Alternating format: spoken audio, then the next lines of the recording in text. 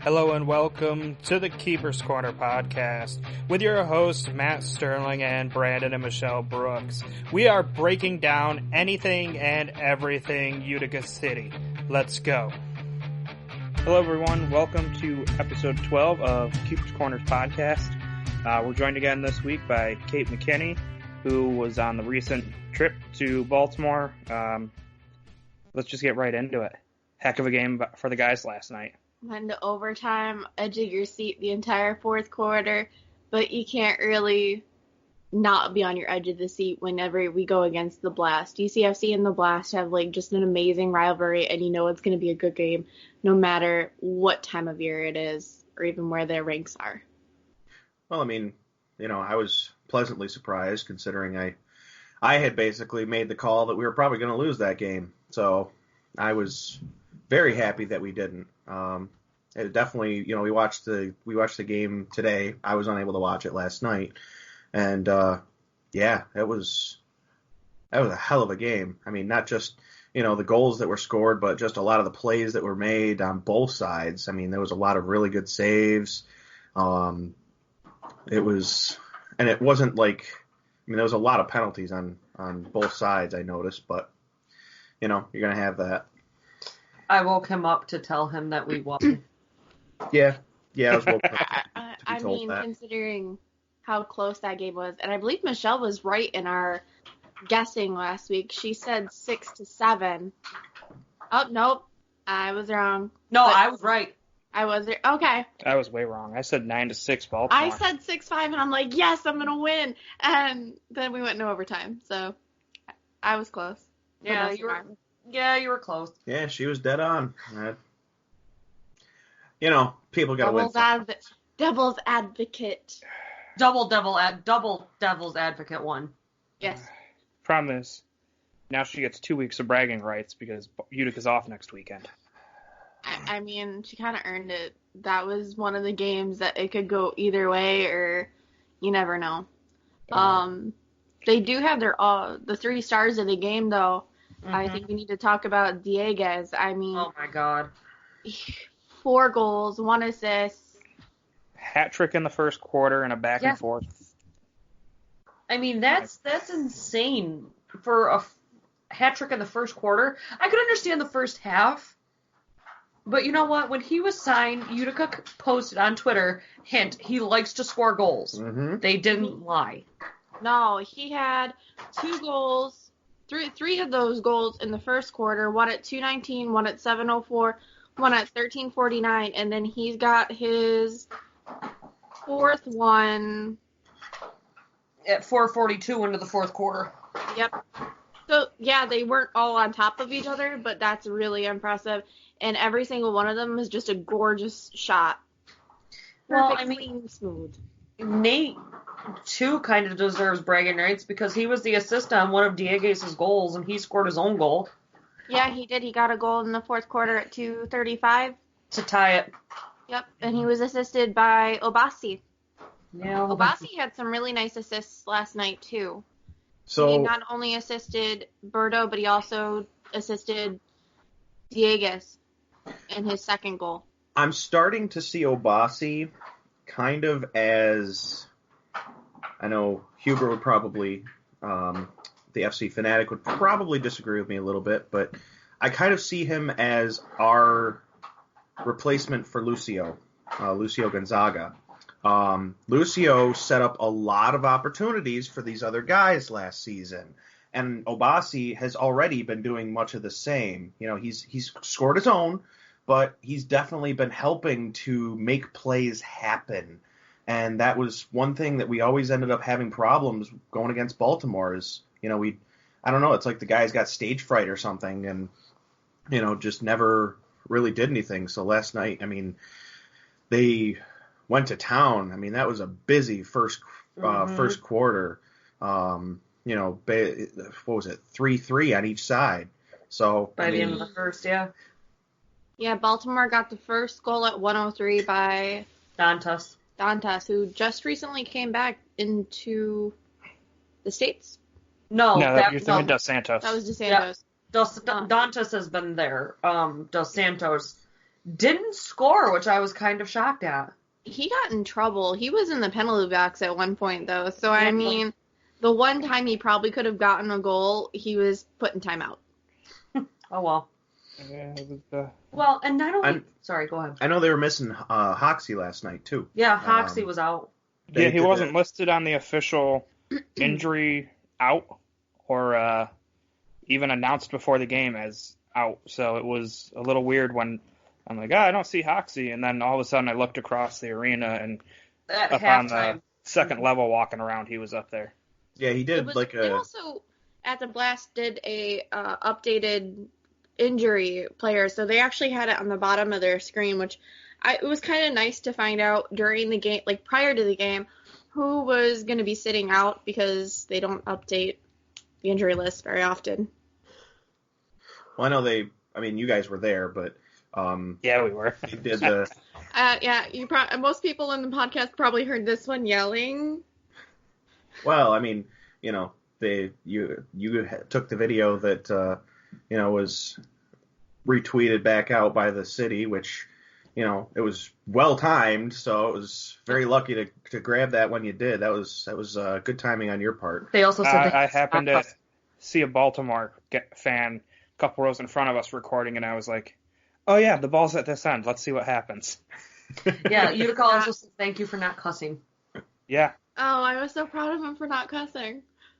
He made a lot of Baltimore Blast fans a little grumpy at him, a little bit. Yeah, there was a point in that second quarter where it had been scoreless for a little while, and I might have started a Utica chant by myself. And then some of the Blast guys were clapping along until they realized he was yelling, City. No, Utica. Sorry. Yeah. Once that some heads turned, there was some confusion in the crowd. And then the other couple who was married at the games last year was also there, and they started yelling too, and they were pretty happy that he started doing the chant because we're like, hey. Well, I mean, Matt, we definitely saw you on the game. Nobody could miss your bald head. Yeah, we might have seen a little bit of a reflection there on the broadcast a couple times. It was kind of blinding. If we see Baltimore in the playoffs, I'll have to kind of get the same spot, and maybe I can use that reflection to help the team. We'll just shine it up really good before the game. I mean, it was a great place. The field's a little smaller, so our guys did have a little trouble with the 3-line rule. Yeah. But other than that, the Blast fans were so nice. I can't complain about any of them. Some of them actually came up and said, wow, how long was your drive? Or, wow, it's so great to see fans drive from central New York just to come down and watch your team play. They're all friendly, some good-natured ribbing, just... You gotta be a little bit this section's closed. Can't sit here. That guy was if you remember, cool Fanatic and was joking around with us for quite a while. Mm-hmm. Fanatic did that to a pair of Baltimore fans when they came to Utica, if you remember. He's like, oh, your seats are all the way up at the top. Yeah. Oh, yeah. We gotta, I mean... The Blast and the UCSC, yeah. Do we get heated? Yes. But we're all fans, so it doesn't really matter. We have players we don't like. They have players they don't like. It gets heated when it matters, which is in the game. Outside the game, it dissipates. It's gone. Might be a little grumpy after a game, one side or the other, but after that, it just goes away. I brought up on Twitter, on my own page, the announcers for Baltimore either just don't care to try to get our names right, because Yelovitz and Yelovich. Yeah, it was the whole game. It was Yelovitz or Yelovich, not Yelovic. I mean, we've always had issues. I mean, may I point out that you guys trying to pronounce names during the teams trying to find out, like, going through the rosters and stuff, you probably didn't say some of those right either. At least we apologized, and it wasn't a continuous hour-long thing. Yeah, it was just... It was too... Every time, every single time that we heard... Yelovich. Yeah, it was either Yelovitz or Yelovich. The closest they got was Yelovac. Yeah, I think one time they said Yelovac. And, I understand not pronouncing it right. It is what it is, but that was just way off. I mean, there was one time when they zoomed right in on the back of his jersey and they were saying his name wrong, and it's like, do you see an ITZ on there? Because I don't. I mean, unless he changed his name. He may have. I don't know. I still can't say some of our guys' last name, which is why I use their first name. Oh, I'll never say some of these guys' names, but I will rightfully apologize right off the bat. Oh, yeah. Like, sorry, I don't know. it's not happening. Speaking of, like, not saying anyone's name right, I'm apologizing to not only UCFC, but also to Blast, because I'm probably going to murder some of your names, and I apologize ahead of time. And also let's tackle the elephant in the room, Moy. Yeah, that was another second quarter issue. Rolled his ankle. He made the indication that he rolled it. I thought it was knee. I don't know if you watched it, a replay a lot. It looked like he got taken It out looked by like the his knee bent sideways. When he was walking off the field, he kind of motioned like he was Rolled rolled his ankle, but he was taped all the way up though past his knee, so it's kind of hard to tell. But he did come back out. He did sit with the team. He looked to be in pain while he was walking, but he was still joking with the guys and everything. So that was good to see. I also brought up to Brandon because I did it a couple times when I played soccer. Possible dislocation, then relocation real quick. Maybe he rolled it, dislocated it, relocated it, and yeah, because that hurts. I'll see if I can find that moment in the game and cut it out and put it up on Twitter, because I don't know how that wasn't a blue card. Mm-hmm. Moy followed through on his next step and just got shoved to the ground. Who was it by? I'm not 100% certain. It might have been Jamie Thomas, but I don't want to say that. It was second quarter, so it was kind of a blur. Yeah, I'd have to go back and actually look to make a judgment call as it was, but there was a couple of calls that could have been qualified as blue cards. There was a couple on both sides. Yeah. Well, I really enjoyed the Baltimore fan screaming at Schindler. With a blue card, she carries a blue card to the games because the refs are going to listen to her. Yeah, right in the front row. I mean, you did see that the block that Toby had? It was a block shot that bounced and crossed 3 lines. Not a clearance, a blocked shot that was ruled a block shot. Mm. And then the refs were just like, I got yelled at, so I'm going to call it the blue, or the 3 lines that this guy wants. Yeah, they were a little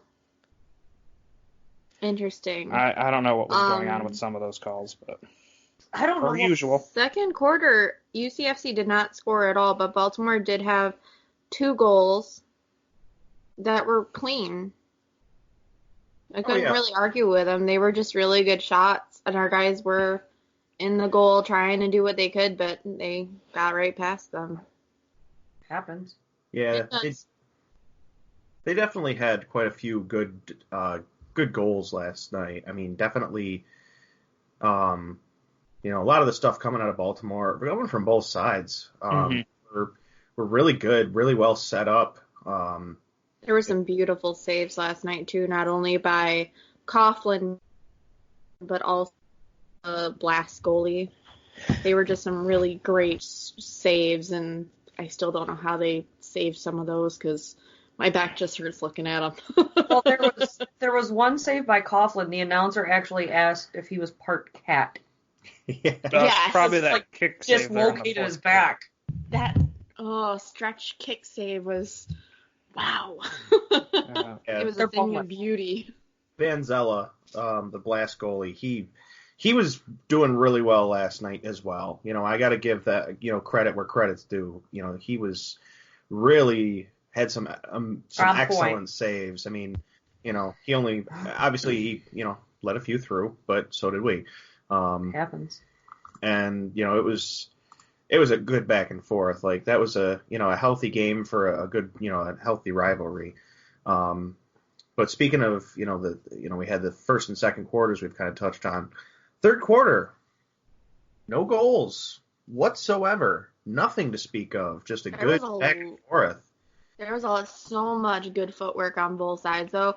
But I've noticed since we've gotten Obasi and they've been training together, I've noticed a lot of UCFC players using more footwork, more fake outs with the footwork too. So it was really cool in the third quarter to see how far they've come as a team when it comes to last season, even the last game we won against the Gut Blast, they changed their tactic in their third quarter, and I think that really helped in fourth quarter get those goals so we could go get the tie game and go to overtime.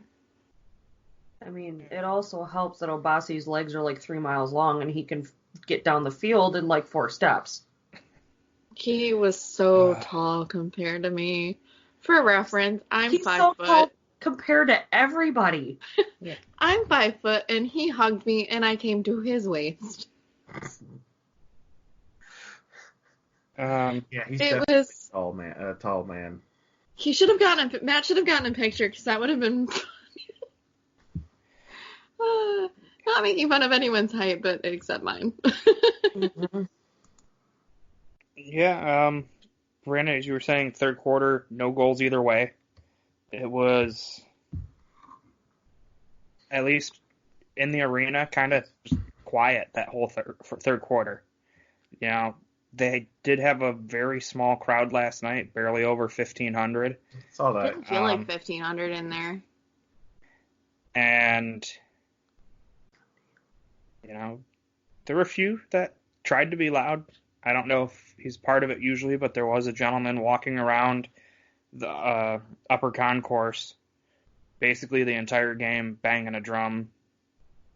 The cheerleaders were up on top too and over in the corner, so they were also, the dancers were also trying to get people involved. And you know, touching on the third quarter as well, I believe that was right around the time that the Blast seemed to figure out who they needed to match up with Obasi to kind of counter his footwork.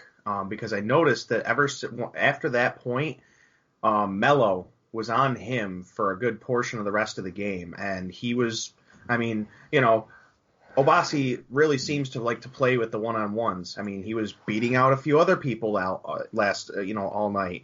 And then as soon as Mello got on him, I mean, he countered him a couple times and took the ball away or, you know, pushed him back. And so, I mean, once he got Mello on him, that seemed to really slow Obasi down a bit. It could have just been me, but I mean, you know, I know Mello's pretty quick anyway, so you know, he was responsible for 2 of their goals last night. So I mean, he was you know, contributing that way as well. But yeah, it's just something I noticed that once he got on Obasi wasn't able to push up as much. Yeah, it was just, I think, putting someone quicker on their feet on him. that third quarter, I think Brandon is right. They did really, now that I'm thinking about it, they had certain people on certain players, but they also had a double up on our captain, Bo. They had 2 people on Bo the entire night, and there was always, if they could, they had 2 people on Schindler too, because those 2 have some of the most powerful kicks I've seen. And I would be absolutely terrified to be on that end. But the fact that those 2 are our powerhouses, it made sense for them, 2 people on both of them, just because if you get a power kick, it's going in. I'm sorry. Unless you're really okay with taking a ball to the chest or the head or something, there's no way you're stopping one of those. But then, of course, so I mean, you know, after a very good third quarter where, you know, nobody got anything either way, you know, we were able to kind of force off the third quarter curse again. You know, it definitely feels like the city's been figuring something out with that. But you know, after a, you know, pretty lackluster third quarter as far as scoring goes, you know, Utica kicks it off with 3 goals in 5 minutes. Not even 5 minutes. It's first goal's 106 with Segura for the penalty kick. Second goal in that quarter is by Bordeaux at 2:35, and then Dieguez gets his 4th goal of the night at 4:42. So it's about within 4 minutes, if that they got all 3 of those goals. And the assistance on 2 of those was just fun to watch. Obasi and Schindler doing those assists were nail-biting the entire 4th quarter, to be honest. I think it was Diegues' last one where he was just basically right up there. Or no, maybe that was Bordeaux. Whoever it was basically just followed it up right next to the goal and just popped it in the top left corner. It was just right place, right time. Vanzella couldn't get to it or deflected it right to him, and he just followed it up. I mean, that was the one thing that definitely seemed like they were capitalizing on last night was they were getting their setups when they needed them. Mm-hmm. Obviously, both sides had some that just went to the wayside, but for the most part, they definitely hit them when it counted. And then the Blast did answer. Yeah. I don't know if you guys noticed, but that 4th quarter to start off, Utica obviously down, came out hungry. They tied it. They kept pushing. They got the lead. And then they immediately started to try to run out the clock. Yep. And I think that's been my biggest gripe with strategy this year. Is in close games, if we have the lead, Hall has slowed them down, trying to take away that quick counterattack, but it's also taken the momentum out of the game and given a chance for, whether it was the Heat last week or Baltimore this week, to regroup and fight their way back into it. Yeah, I mean, I can always understand wanting to hold a lead, obviously. I mean, that's kind of the point. But, just because you took the lead doesn't mean don't take risks. Obviously, take them when warranted. If you see an opening, don't just say, rather than go for another goal, I'm going to just kind of pass it around and kill the clock some more. I mean, if you have an opportunity to widen the lead, do it. That's there's nothing wrong with having a little additional buffer. No. Especially against some of the tougher teams we've gone against, the Heat, the Blast. You don't want them to feel like you're taking a step back and going on your guard. Against them, you almost have to be aggressive. I would say it's almost more important on these smaller fields to push it. Just because, one, it gives a little more trust in Coughlin to make the save. And 2, it keeps Baltimore or Rochester has a slightly smaller field, or Solez when we end up there. It keeps those teams on their heels defensively. And if the pressure's on, okay, you might have a breakaway here or there, but you've got to trust your defenders to hustle down the turf and cut it off. We saw that at one point last night with Schindler coming from behind the yellow line to the other yellow line on a diagonal to stop a breakaway. Yep. I mean, they've shown that they can do it. They've shown that they can get back. It's like the old saying goes. A good defense is a good offense. You can't. I understand. We do have a pretty good defense this year. We've got a lot of defensive players. Togba, Logan's technically on defense this year. Schindler, Toby. I mean, we've got a solid defense, and so I understand playing defensively. But again, that still should not stop us from capitalizing. No. I didn't realize how small the Blast field was until we were in person at the game, though, and realized the struggle it is with that 3-line rule in the smaller fields. And it gave me a whole new respect of how much the guys run in our field because it is a bigger field. Mm-hmm. The strategies are completely different in both of those. Yeah, I mean, best comparison I would say is that from the end line in Baltimore to the second yellow line is about the same as going end line to midfield in Utica. It's a baby field. It's tiny. It is. So you have to adjust your play, and that's why we saw all those free kicks at the top of the arc last night. Yep. Well, here's a question: Who's got a bigger field, Rochester or Baltimore? Rochester. Figure. It's also a completely different setup because when you look at them, Blast is in a college setup, so it looks like it's a setup like a very similar to a basketball system. So you have the upper tier where all the seats are, and then you have the lower tiers. And they only use about half of those seats on the lower tier. So it's a completely different setup than what the Lancers have in their own field. The Lancers do have seating all the way around, and they put all their stuff on the ends. So Lancers being bigger doesn't always necessarily mean that... I lost where I was going. I'm not sure where you're going with it. I don't either. I just thought it was kind of interesting to see not only our own field this season, but the Blast and the Lancers. Comparing the fields in person is completely different than seeing them on the TV in clips.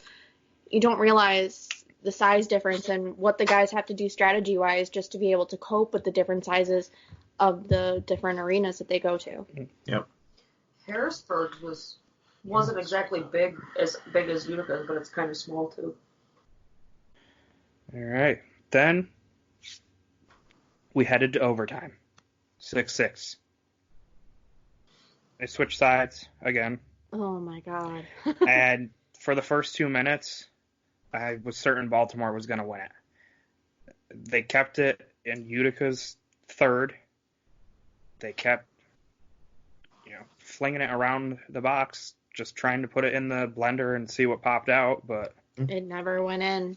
And I got to hand it to the guys, the defense that they were pulling, some of the maneuvers that they had to do, the saves that Coughlin had to do to keep that overtime going was amazing. And we were right in front of it, right there, watching, right on our end. But just other end for overtime. Yeah.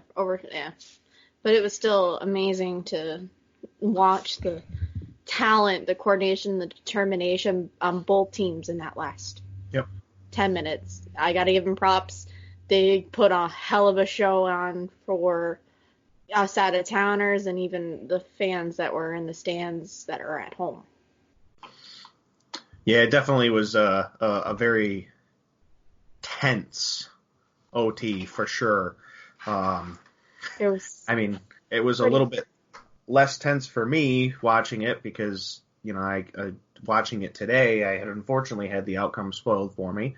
So I kind of knew how it was going to end, and so it wasn't exactly a tense situation for me. But even I found myself yelling and, being terrified at some of the saves that Coughlin had to make. Even, again, knowing the outcome, it was still a scary thing to watch. But no, I mean, what finally ended up doing it, watching the actual play unfold. I mean, it was like watching a pinball. It just popped around, between, I believe it was Diegues. Obviously, it made it to Raymond, but I can't remember who else was involved in the play. But it was just like 1, 2, 3 in. I mean, it was. I think Obasi was in there. Obasi kind of swung it back out, and then it went from there. It was Obasi, then Diegues, and then Raymond, who got it right up and over the goal's head, right into that corner pocket, and it was just an amazing fourth shot for him, and it won the game. And I have never seen our guys so happy to win a game this entire season until they redeemed themselves at Baltimore's home, because Baltimore's got one of the highest records. I don't think they've lost very many games at home. Yeah, I think if I remember correctly, I thought last year we broke like their home streak or something like that. Mhm. Yes. So I didn't include the first year they moved to CQ in the stats just because it was Syracuse versus Utica. But since Syracuse made the move to Utica, Baltimore has lost 3 games at home in the regular season. 2 of those to Utica now for a combined just terrible record. Yeah. I think, what have we played? That's our 5th game there. So Utica's 2-3 in the regular season. The rest of the league combined is 1-10. If you include the playoffs, Utica's 3-3 in Baltimore. Yeah, so that's a bit of a difference.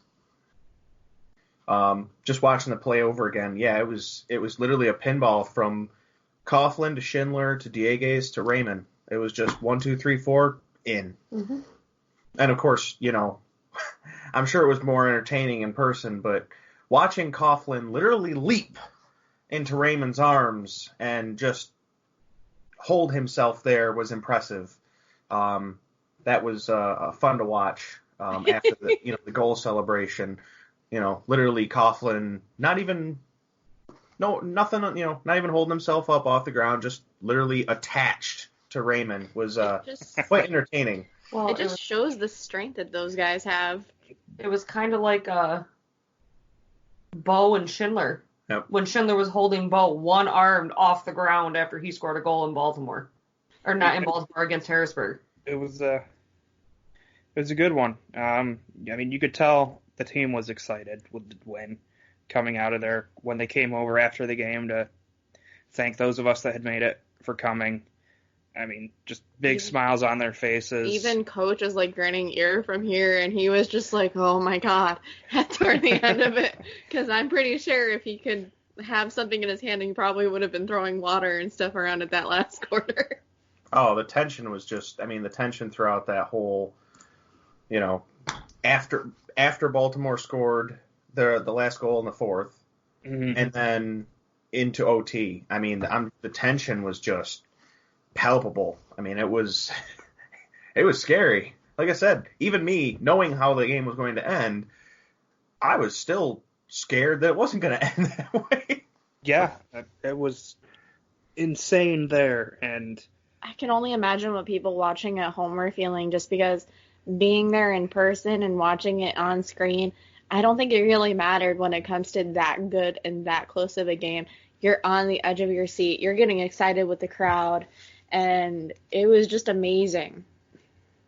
And there was a lot of young fans at the Blast game last night. I was really surprised to see how many younger generation were actually at the game compared to our own. And the kids behind us were really involved, asking questions, and Matt even was doing play-by-plays, and they were all huddled around him, asking questions, which was really amazing to see. Yeah, it's a big difference from kind of what we deal with in 212. A couple times they were like, "Oh, can you pull up that play on your phone and let's see if it was a foul." And when our player went down, Gonzalez, they were like, "Oh, it's a flop." I'm like, "No, honey, he never goes down. That boy, last season, he went down hard, got right back up. He had a slight limp, and he still played." Mm-hmm. Yeah, I pulled that play up, and one of the kids was like, "I root for the Blast, but that's a blue card." So if those kids are listening, you guys were awesome last night, and it was really great to talk to you guys. And yeah. The lady that they were with, I don't know if she was a mom or an aunt. She was actually from Saranac Falls, so she was like, "Wow, you made Seneca Falls." She was like, "Wow, you guys made that entire drive just to watch the game," and we're like, "Yeah, it's like our anniversary present." So it was great. She kind of knew where we were from, and she's like, "That's impressive." Nah, it's good that the fans are not, for lack of a better term, jerks. Yeah. We're all just, regardless of team affiliation, we're just people. Yeah. After the game, they were going down to the fans, not only the Blast players, but the UCFC players. Didn't matter if you were someone standing on that edge, you were getting a high five. Mm-hmm. A very sweaty high five for most of them, but it's still a high five. So this brings Utica to 4-1 on the season. I believe percentage-wise, the only team better in the East is Florida, and that's because they're 4-0 since they got to play Orlando 3 times. Right. Well, they beat Milwaukee, too. They did beat Milwaukee in Milwaukee, so yeah, we know Florida's going to be good, but It'll be fun to play against them when they come up. I don't know if That's coming up, isn't it? no, we don't play Florida at all this year. Oh, we don't play Florida at all? Yeah, because we were all very upset that we don't play Florida because we don't get to see, Joey come up and Lucio now and Drew and How are the games determined are they random? it's all scheduling and We don't ask questions. yeah. Okay, so it's just, hey, When things are available and It's like a travel lottery. costs and yeah, there's a lot of it ends up being financial based rather than competition based, unfortunately. oh, like when we saw Canada have to pull out kind of aspect. Yeah.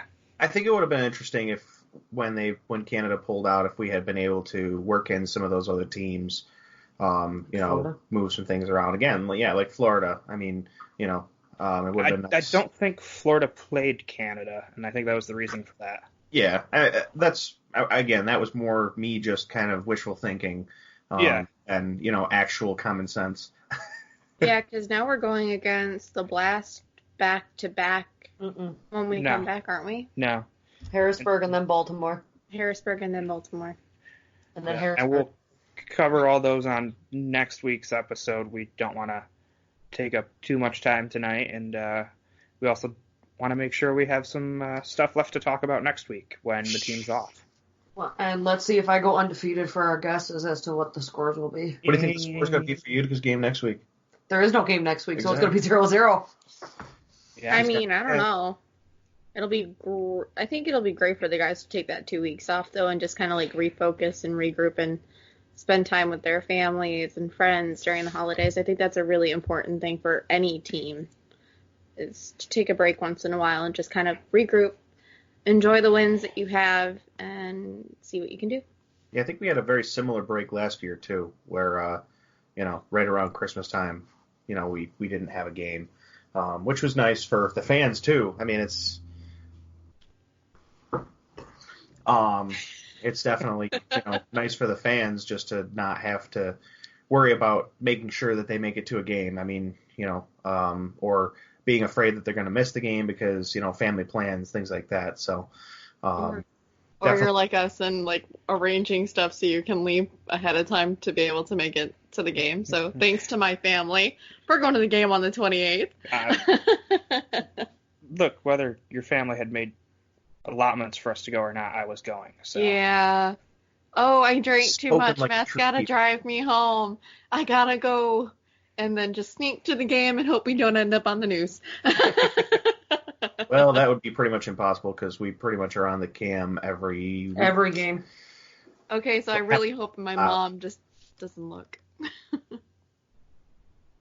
I do have to give a birthday shout out though. Jake's birthday is on the 23rd. He's my birthday buddy. Ooh. Aww. Well, happy early birthday to Earthquake Jake Schindler, aka Shin Unit. Shin tank. Shin Unit, like G Unit. Shin Unit. You don't know what G Unit is, do you? Nope. She hasn't followed the team long enough. It's fine. I broke him. Yay! You're the one that likes hip hop, and we'll just leave this for I don't later. listen to hip hop. Pop, whatever. I broke him. You're gonna have to make her listen to the song, like any 50 Cent song ever. Yep. Who's 50 Cent? Oh, sweet Jesus. 2 quarters. 2 quarters. Do you know that song Candy Shop? No. I'm 100% certain you do, Pretty sure she does. and I will Everybody play it knows that song. not on the podcast because we don't own the rights to that. So Not only that, it's awfully wrong. yeah, it Wrong.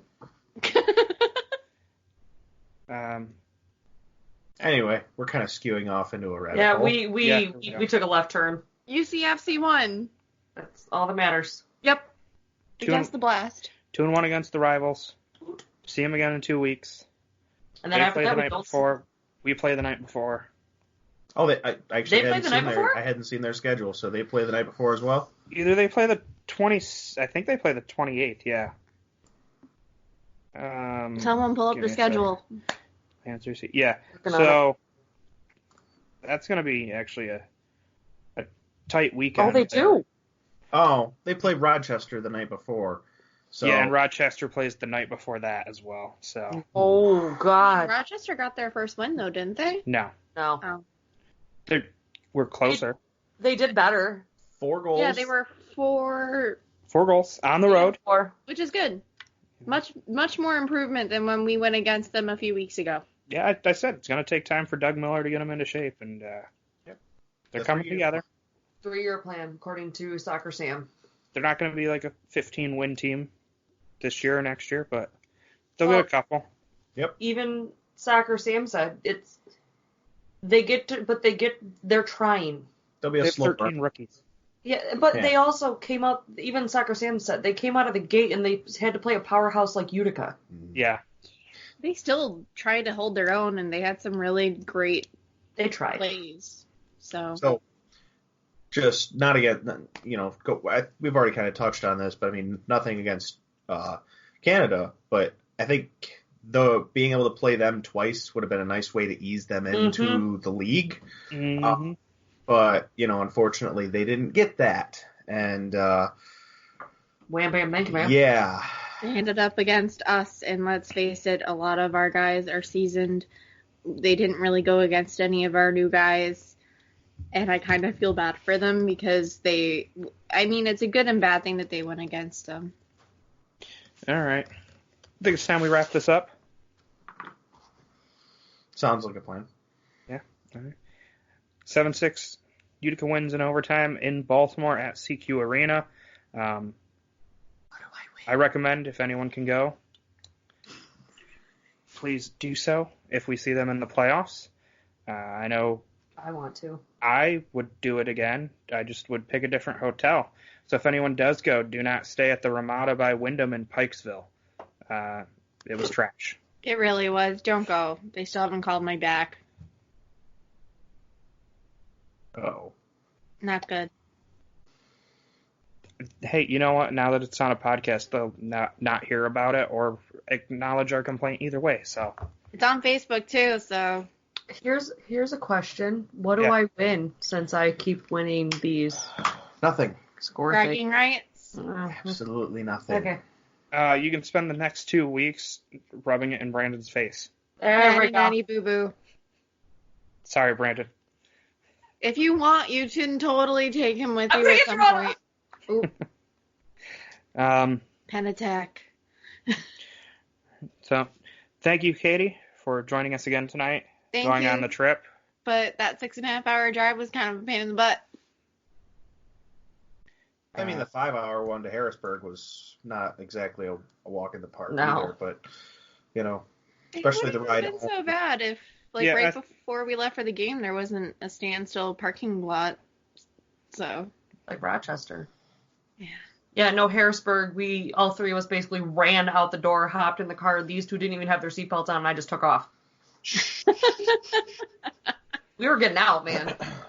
We waited a little bit because we got to see Obasi after the game, and then, Harrisburg was good. yeah. We'll see about going back there this year. Say what now? That being said, since it looks like we're all ready to wrap things up and get out of here, make sure you're following us on Facebook, Keepers Corner Podcast. You can follow us on Twitter at Keepers Corner PD. You can subscribe to us on SoundCloud.com/Keepers Corner Pod. You can subscribe to us on Google Play or Spotify as well. We appreciate you listening. Until next time, I'm Matt. Brandon. I'm Michelle. Bye-bye.